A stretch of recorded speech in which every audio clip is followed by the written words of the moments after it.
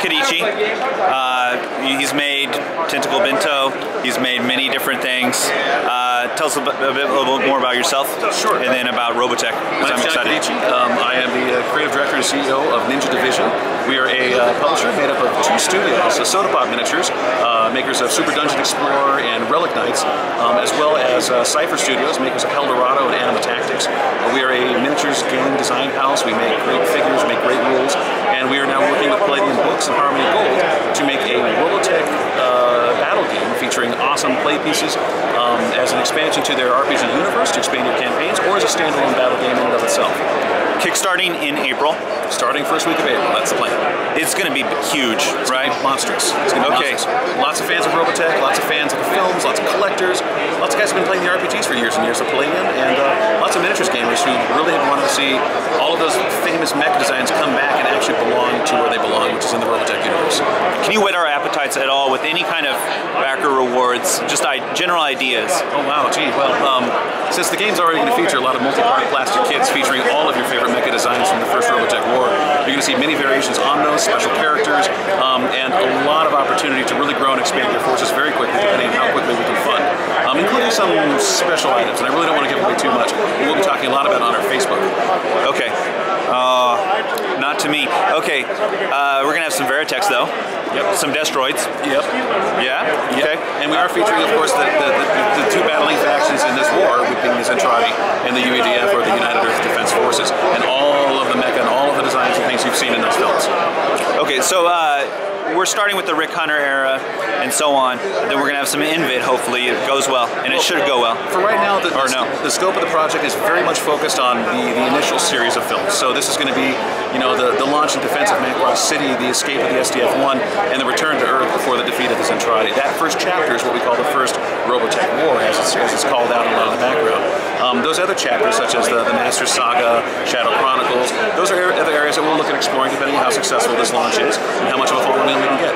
Okay, and certainly if things go well with Palladium, something more could be in the works in their future. We hope. We always think that having a good partnership allows us to look at other opportunities to make more things. I don't want to cause a rift between you, as companies. That would be terrible. Okay, we don't want any rifts, right? I don't know. Or we do want rifts. So we want rifts, we want to see Coalition, APCs, we want to see Death's Head transports, we want to see all that stuff, and you can just sit there and smile and nod your head and so on. Thank you, John. John, let's look at the miniatures if we can squeeze in there. Yeah, but let's go ahead and squeeze them up here, guys. Yeah. Next room, gentlemen, real quick. So I'm going to give you guys a real quick tour. Kai Nesbitt. That's a tour of Kai Nesbitt. Okay. Right. Okay. So these are some of the early prototypes of the miniatures. These are actually just static 3D renderings of some of the designs we have in progress. The actual models themselves are planned to be multi-part plastic kits, depending on how well we fund the Kickstarter. They will include a lot more dynamic posing that'll be a little bit more emulative of some of the manga and anime that you're familiar with seeing. But these are just a light preview of some of the content that's coming downrange. As you can see, they're scaled at 1/285, a lot like some of the other... I could see that. Yes? Thank you. I have a good eye for that. Yes. Along with some of the other mecha battle games, and again, classic designs that are being brought back to life. And pause. Pause? I don't know. Did I have something else to say? Yeah, let's talk about modes. Sure. Rules. Any idea of rules yet?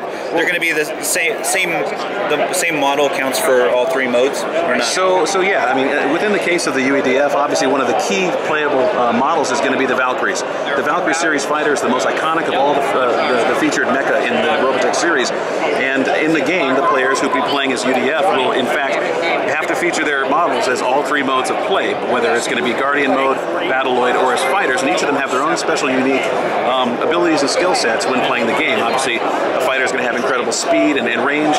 Your Guardian modes are going to have a lot of variability, a lot of speed, and still have the use of some of their long, punchy missiles. And the Battleoids will have a lot of accuracy. They'll be able to use their gun pods with incredible efficiency, and they're very, very rugged mecha to be fighting back the Zentradi invaders. How much do you think characters will actually feature in it? Very heavily. Oh, there will be character. Remember that the base of this game does come from the Palladium RPG. Okay. So there's a lot of focus, and not only being able to incorporate your own characters into the game where possible, but also play some of the more historical characters from the games themselves. So if you want to play as Roy Fokker in in Skull One, then he's going to be a very powerful character, and he's going to provide a lot of leadership and special rules for your side of the battle. And so you have Max, you have Miria, people like that. Sure, I'm going to cover anything and everything that we can. What about a naked or semi-clothed Zentradi? Zentradi's out of their battle pods. We want to make sure that we're using units that are going to be available and functional as battled units. There are armored Zentradi warriors. We're still in play test for a lot of these things, and we'll see how much of that's going to be making the final scope of the product. Okay, but definitely we'll have officer pods, which are so sweet. All of the good stuff. Everything that you have seen from the product, the opening offering for the starter game, we'll be able to show off more when we get to the Kickstarter, but rest assured that the Zentradi will be well represented. Okay, and now we also have, it's a little bit unfamiliar to me, but we have the old system, which I definitely played, but here's a new release of it from Palladium, or yeah, a couple of years old, or how old is this? Palladium has recently re-released and repackaged some of their source books and some of their source content for the Robotech RPG, and really as a great primer. It's something to go out and pick up and leaf through, look at some of the mecha and equipment, and find out more about the universe.